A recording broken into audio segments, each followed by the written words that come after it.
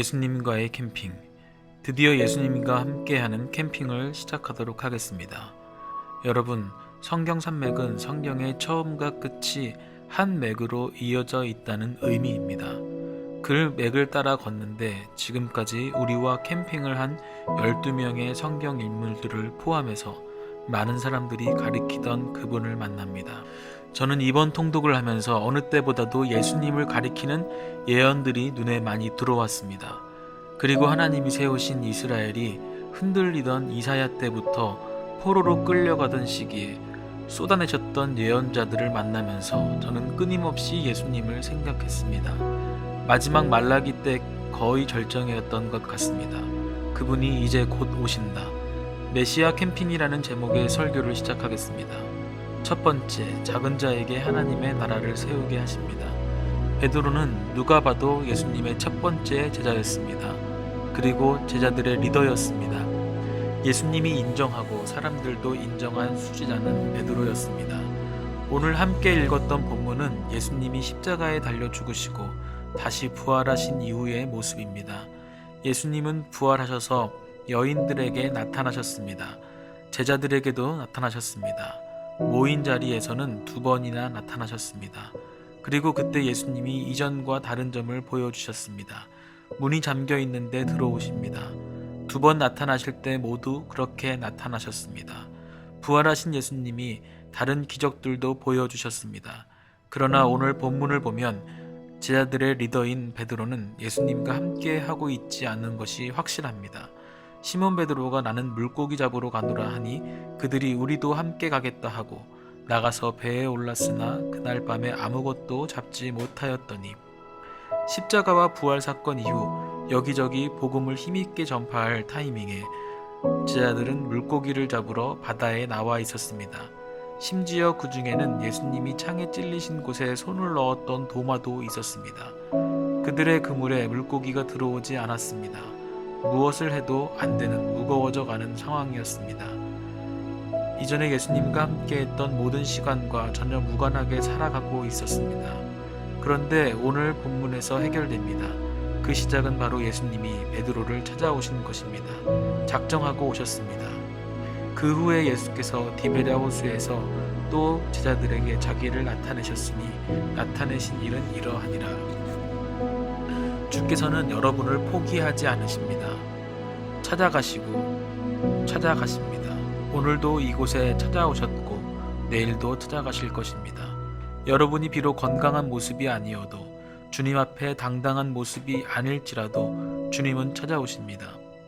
두 번째, 보통 사람을 목자로 부르십니다. 예수님이 지금 막 회복한 베드로에게 큰 임무를 맡기십니다. 사랑하느냐 물으신 이후에 내 양을 먹여라 미션을 주십니다. 일단 이 미션 자체가 쉽지 않습니다. 목자로서 양을 먹이시던 일은 예수님의 일입니다. 목자 없는 양떼와 같은 이들에게 찾아오신 분이 주님이십니다. 호흡을 잃어갔던 하나님의 백성에게 복음을 선포하셨습니다. 그들의 아픈 곳을 싸매어 주셨습니다. 그런 모습이 베드로에게 말씀하신 목자의 역할입니다. 그리고 이 양은 예수님의 소유입니다. 나의 소유이면 문제가 생겼을 때 나의 손해로 생각하면 마음은 아프지만 받아들일 수 있습니다. 그러나 예수님의 소유이면 이야기가 달라집니다. 만약 내가 잘못하면 예수님의 양의 문제가 됩니다. 그렇지만 우리에게 이 질문의 열쇠가 되는 말씀을 주십니다. 내가 진실로 내게 이르노니 내가 젊어서는 스스로 띠띠고 오라는 곳으로 다녔거니와 늙어서는 내 팔을 벌리니 남이 내게 띠띠우고 원하지 아니하는 곳으로 데려가리라. 예수님은 사람들이 주목하지 않는 갈릴리의 어부 베드로를 부르셨습니다. 부족하고 넘어지고 상처가 많은 그를 일으키셔서 예수님의 양들을 맡기십니다. 그리고 예수님이 베드로의 목자가 되어 주심을 말씀하십니다. 우리의 마지막 순간까지 주님이 자신의 양인 베드로를 먹이시고 입히시고 인도하신다고 약속합니다. 아버지가 자신을 십자가의 길로 인도한 것처럼 십자가는 사람들에게 형벌이었지만 주님께는 승리였습니다. 부활을 위한 십자가이고 하나님의 모든 피조물을 구원하기 위한 죽음이었습니다. 분명 그 길을 걸어가신 예수님을 쫓아 베드로도 그 영광을 사모하며 나아갔을 것입니다. 그리고 주님이 여러분을 부르실 때 기쁨과 감격 가운데 주님을 따르기로 결정하시길 바랍니다. 사람의 리더가 아닌 예수님의 팔로워로 부르십니다. 이 말씀을 하심은 베드로가 어떠한 죽음으로 하나님께 영광을 돌릴 것을 가리키심이로라. 이 말씀을 하시고 베드로에게 이르시되 나를 따르라 하시니, 베드로는 열정의 사나이입니다. 타고난 리더입니다. 제자들을 이끌고 물고기를 잡았던 것처럼 회복되었다면 자신이 리더가 되어 끌고 갔을 것입니다. 예수님이 그런 성향의 베드로에게 이렇게 말씀합니다. 나를 따르라. 지금과 비슷한 상황이 구약에도 펼쳐집니다. 우리가 모두 아는 다윗과 골리앗의 대결입니다. 갑옷을 입고 창과 방패를 가지고 달려드는 다윗은 이렇게 외칩니다. 또 여호와의 구원하심이 칼과 창에 있지 아니함을 이 무리에게 알게 하리라. 전쟁은 여호와께 속한 것인즉 그가 너희를 우리 손에 넘기시리라. 지금 가장 앞에서 이스라엘 군사를 대표하는 다윗이 나를 따르라고 외치고 있지 않습니다. 하나님을 따르라고 외치고 있습니다. 가장 앞에서 자신이 이기면 모두가 달려나와 싸워야 하는 상황에서 이 전쟁은 여호와께 속한 것이니 그를 따르라고 외치고 있습니다. 베드로가 지금 다윗이 되어가는 과정에 있습니다. 따라오라고 하는 예수님을 따라 그는 달려갈 것입니다. 그가 하는 모든 일들이 예수 그리스도께 속한 것이니 라고 그는 외칠 것입니다. 그리고 그가 이끄는 모든 이들의 가장 앞에서 예수님을 따를 것입니다. 우리가 예수님의 제자가 되고 예수님의 양을 돌보는 목자가 되는 것은 주님을 따르는 길입니다. 리더가 되는 길이 아니라 예수님의 팔로워가 되는 우리 모두가 되길 바랍니다.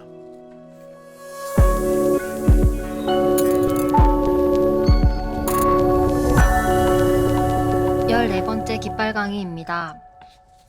첫 번째 깃발은 예루살렘 공의회입니다. 초대교회의 위대한 모습으로 저는 단연 예루살렘 공의회를 꼽고 싶습니다. 초대교회의 활약은 다른 것들도 많습니다. 12사도들과 집사들의 활약, 초대교회가 공동체로서 보여주는 모습도 너무 멋있습니다. 그것과 함께 예루살렘 공의회는 이제 초대교회가 함께 하나님의 뜻을 새로운 모습으로 찾아가는 예루살렘 공의회를 보여줍니다. 사도와 장로들이 이 일을 의논하러 모여 사도행전 15장 6절 말씀, 사도들과 장로들이 문제를 의논하러 모여 많은 토론을 합니다. 주제는 이방인들이 유대인의 율법을 지켜야 하고 할례를 받아야 하는가에 대한 내용이었습니다. 그리고 이것은 사도행전 15장 1절에 나오는 내용처럼 지키지 않을 때는 구원을 받을 수 없다는 것과 연결되어 있었습니다. 이 문제로 수많은 토론을 주고받을 만큼 양쪽의 의견이 팽팽했습니다. 그런데 이들 안에서 베드로가 일어나서 이야기를 합니다. 그러나 우리는 그들이 우리와 동일하게 주 예수의 은혜로 구원받는 줄을 믿노라 하니라. 사도행전 15장 15절 말씀. 저는 이 말씀을 보면서 그가 이방인인 고넬료에게 세례를 주고 예루살렘으로 돌아왔을 때가 생각났습니다. 모인 사람들은 베드로가 그의 집에 들어간 것을 이유로 공격했습니다. 그때 베드로의 모습을 성경은 이렇게 말씀합니다. 베드로가 그들에게 이 일을 차례로 설명하여 사도행전 11장 4절 말씀. 초대교회 안에서 성령께서 하신 일을 소통하기 시작합니다. 그리고 그렇게 소통하기 위한 수고가 보입니다. 예수님이 인도하시는 길로 온 교회가 함께 가기 위한 리더의 수고가 보입니다. 또 다른 모습이 떠올랐습니다. 갈라디아서 2장에 나오는 장면입니다. 바울이 예루살렘에 가서 선교한 내용을 나누었습니다. 바나바, 디도와 함께 야고보, 베드로, 요한을 찾아갔습니다. 그들은 듣고 이방인들에게 복음을 전하는 사명에 대해 이야기했습니다. 그리고 그들을 전하는 사도로 일할 권리를 주었습니다. 그들은 이렇게 선포합니다.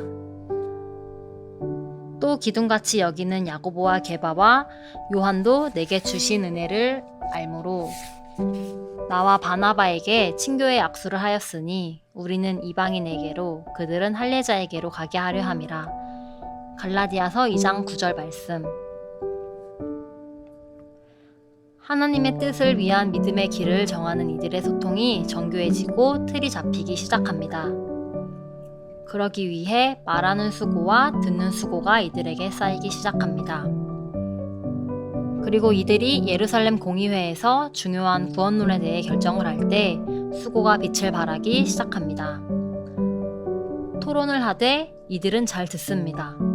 베드로의 말을 듣고 바나바와 바울의 말을 듣고 리더인 야고보의 말을 듣습니다. 그리고 흩어져 있는 모든 교회의 결론을 선포합니다. 예수 그리스도를 믿어 그 은혜로 구원받는다는 것과 모든 이방인들에게 복음이 확장될 것을 선포합니다. 예루살렘 공의회를 통해 민족이 나라가 되듯 교회가 성장하는 모습을 보시기 바랍니다. 서로의 삶에서 성령님의 인도하심을 나누고 성령 안에서 확인하는 공동체, 하나님의 말씀으로 확인하며 한 마음으로 나아가는 공동체, 서로에게 말하는 수고와 듣는 수고를 기꺼이 감당하는 바이블 트래커들이 그런 교회 되길 바랍니다. 두 번째 깃발은 옥중서신입니다. 서신은 편지입니다. 사도행전 이후로 신약의 성경은 모두 이 형식이며 편지들의 이름은 각각의 특징에 대한 힌트가 됩니다. 먼저 이름이 나올 때가 있습니다. 저자의 이름을 딴 편지들로 요한 1, 2, 3서, 베드로 전후서, 유다서 등이 있습니다. 또 받는 사람들의 이름을 쓴 것도 있죠. 디모데 전후서, 디도서 같은 편지가 있습니다. 저자의 이름이 아닌 지역의 이름도 있습니다. 로마서, 고린도 전후서, 갈라디아서. 이럴 때는 바울이 보내고자 하는 지역의 교회들에게 편지를 씁니다. 옥중서신은 바울이 지역으로 보내는 편지들 중에 감옥에 갇혀서 쓴 편지를 말합니다. 옥중서신은 4권입니다. 에빌골몬, 에베소서, 빌립보서, 골로새서, 빌레몬서입니다. 에베소, 빌립보, 골로새 지역에 보내는 편지와 빌레몬이라고 하는 동역자에게 보내는 편지입니다. 한 자리에서 쓴 편지이기에 에베소서, 빌립보서, 골로새서의 스타일이 많이 비슷합니다. 그렇지만 또 다른 상황이 있기에 특징들이 다릅니다. 그 차이점을 느껴보시기 바랍니다. 특히 앞에 나오는 기도의 내용을 보면 그 비슷한 부분과 차이점을 더 느끼실 수 있습니다. 옥중서신이 공통적으로 갖고 있는 특징은 쓰는 이의 마음을 직접적으로 전하고 있다는 것입니다. 이로 말미암아 주 예수 안에서 너희 믿음과 모든 성도를 향한 사랑을 나도 듣고 내가 기도할 때에 기억하며 너희로 말미암아 감사하기를 그치지 아니하고. 에베소서 1장 15절 16절 말씀. 바울은 에베소 교인들의 소식을 듣기 위해 얼마나 많은 노력을 했을까요? 사람들을 보내고 필요한 비용을 준비했을 것입니다. 그리고 그들을 기억하는 기도를 그는 항상 기도 시간에 함께 한다고 말합니다. 바이블 트래킹이 한 주 남았네요. 여러분을 생각하면서 매일 기도하는 시간이 제게 같은 은혜를 경험하게 합니다. 여러분도 바울과 같이 누군가를 기도하는 분들이 되기를 바랍니다. 그리고 하나님이 바울을 통해 주시는 말씀도 편지를 받아보듯이 어느 때보다 따뜻하게 읽혀지길 바랍니다.